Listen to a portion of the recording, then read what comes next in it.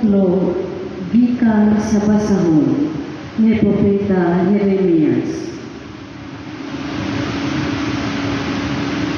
Mao kini ang giingon sa Ginoo: gisugo ko sila sa pagsunod sa akong kasuguan, aron ako mahimong ilang Dios, ug sila mahimong akong katawhan. Gisugo ko sila sa pagkinabuhi, sumala sa akong kabubuton, aron walay dautan nga mahitabo kanila. Apan wala sila mutuman ni magtagad niini. Hinunua, gibuhat nila ang gidikta kanila sa tig-a ug dautan nila kasing-kasing, ug misamot noon sila kadautan. Sukad sa pagbiya sa inyong katigulangan sa Ehipto, hangtod karon, nagsigi ako padala kaninyo sa akong mga sulugoon nga propeta. Apan wala gayud kamo magpatalingog ni magtagad kanila. Hinunua, misamot kamo katig-a, ug mas dautan pa kamo kaysa inyong katigulangan. Busa, Jeremias, isulti kanila kining tanan, apan dili sila mamati kanimo. Sangpiton mo sila, apan dili sila matubag. Sultihin sila nga ang ilang nasod dili magpatalingog sa pulong sa Ginoo nga ilang Dios, ug dili buot nga tudloan. Alang kanila wala na'y kamatuoran, ug dili na gani sila maghisgot, bahin niini. Ang pulong sa Ginoo. Salamat sa Diyos.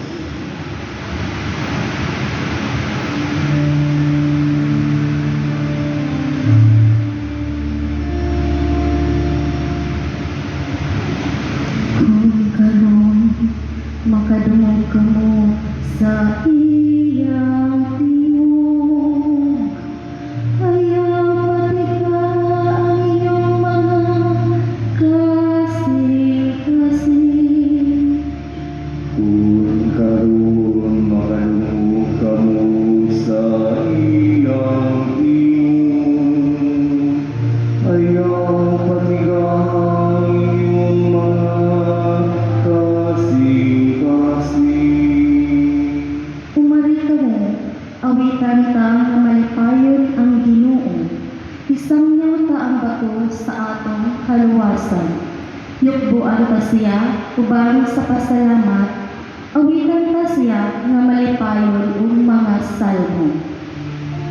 Kung karon makadungog kamo sa iyang tingog, ayaw patigang iyong mga kasing-kasing. Umari kamo, manghapa kita sa pagsimba. Mangluhod kita at ubangan sa Ginoo nga nagbuhat kanato. Kay siya mao ang atong Dios, ug kita ang katawhan nga iyang gidumala. Kung karon Makalungog kamo sa iyang tingog, ayaw patigang iyong mga kasing-kasing. hinaot unta nga karon mamati kamo sa iyang tingog, ayaw patikaha ang inyong mga kasing-kasing sama dito sa Mereba, sama sa adlaw ni Masa dito sa kamingawan. Diin gisulayan ako sa inyong mga katigulangan, ila akong gisuta, bisan nakakita sila sa akong mga buhat.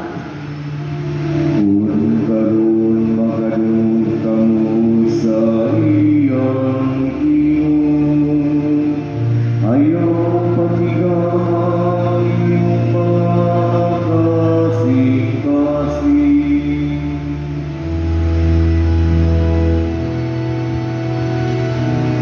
Ang mga pulong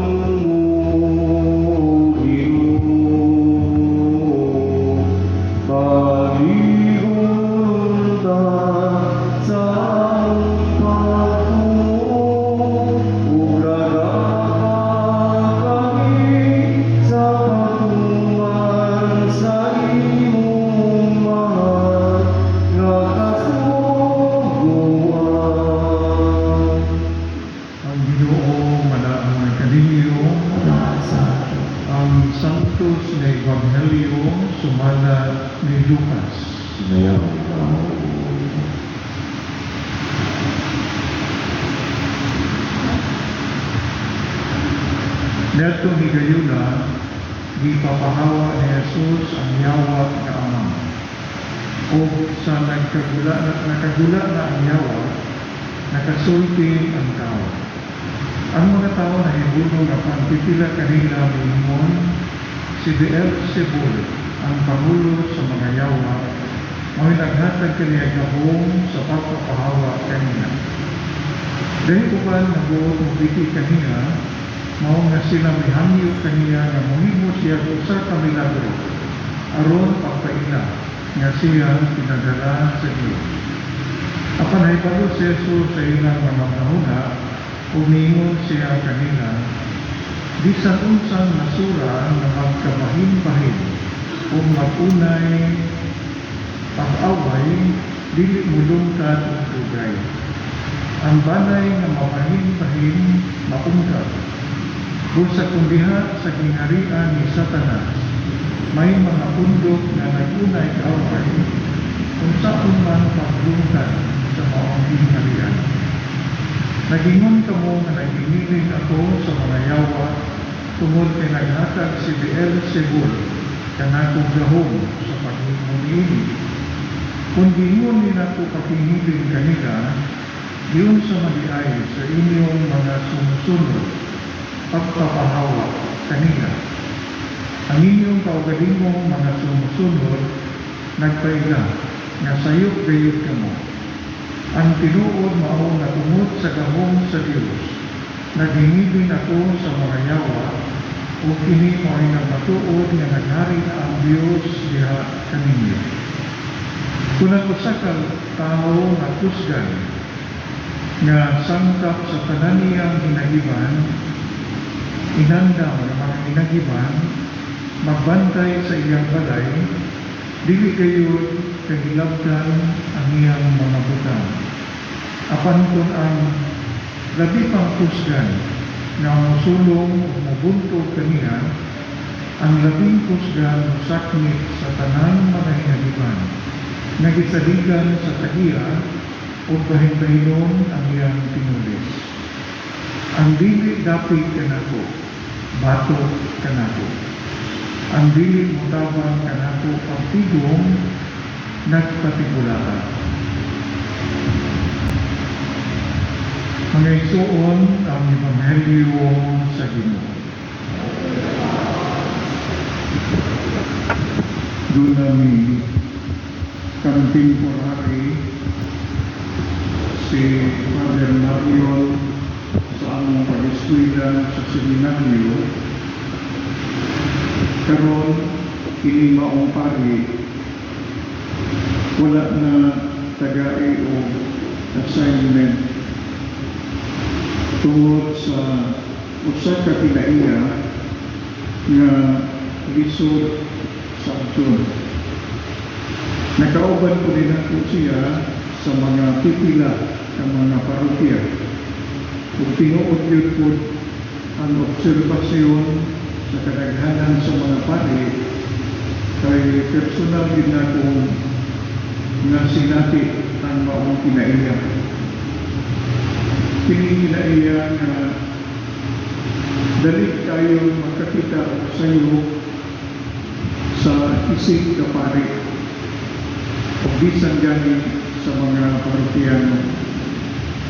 Kunya iya isang iyaw, marabag iya yung klase sa pagdapot, pagbugal-bugal sa maong pari. Muna nga karon, wala na siya tagai o assignment. Kaya nagbawakan man nga sa pagsigi niya o saway sa mga pari, ang nahimo-hinoong revelasyon ang iyang kaugalingon ng mga sayop sa pagkapari. Mo ni ang nahitabo sa Ebanghelyo karon nga sa pagsigi o bantay sa mga Hudiyo na masayop ang atong Ginoong Jesucristo, nahimo-hinoong katawanan ang ilang obserbasyon. Sila mo hinuoy na igo sa ilang paagi sa pagsaway sa atong Ginoong Jesucristo. Una nga si kinabuhi sa Panginoon sa Kristo, nagtudlo siya kanato nga mas labing maayo nga atong panimuhaon sa pagtanaw sa atong isig katao ang pagpangita ug maayo, ang pagbantay nga kanang tawhana bisan diha sa ilang gawas, bisan sa daghang istorya gilad na kaayo siya sama sa Panginoon sa Kristo nga makakita gihapon o maayo niya ng tawhana. Kay sa maong paagi, ang maong revelasyon nga mogawas sa imong maong kinaiya, ang imong personal po nga kaayo. Manindong palikutuan. Mga pag-ampo sa katawan, nagapalituan sa matag pangamuyo, Ginoo, dunggan ang among pag-ampo. Ginoo, dunggang among mga pag-ampo. Nga ang simbahan, mabago o matinud-anong musaksi sa angay na mitsi sa kinabuhi ug sa ingon, magtukod pag-usap ang napukan nga kalibutan. Mag-ampo kita sa Ginoo. Nga ang mga matuohon, magmaysugong magmantala sa ngalan ni Kristo. Mag-ampo kita sa Ginoo. Nga sa kinasingkasing, kita mudasig sa pagtuboy sa kamatuoran ug sa pagsupak sa malinlahong buhat sa daotan. Mag-ampo kita sa Ginoo. Nga ang mga masakiton ug ang mga nag-antos sa mahupay sa Dios ng gugma gikan sa mga nagatiman kanila, mag-ampo kita sa Ginoo. Nga imong kang isipon nga takos sa kaposlanon alang kanamo nga nganang Dong Teofilo kahumot mabayaw na ngadto sa altar sa mga santos, mag-ampo kita sa Ginoo. Na sila nga namatay, madawat na ngadto sa kahimpitan sa Dios ng gingharian, mag-ampo kita sa Ginoo. Kining tanan naman, among ipangayo kanimo, pinaagi ni Kristo ang Ginoo,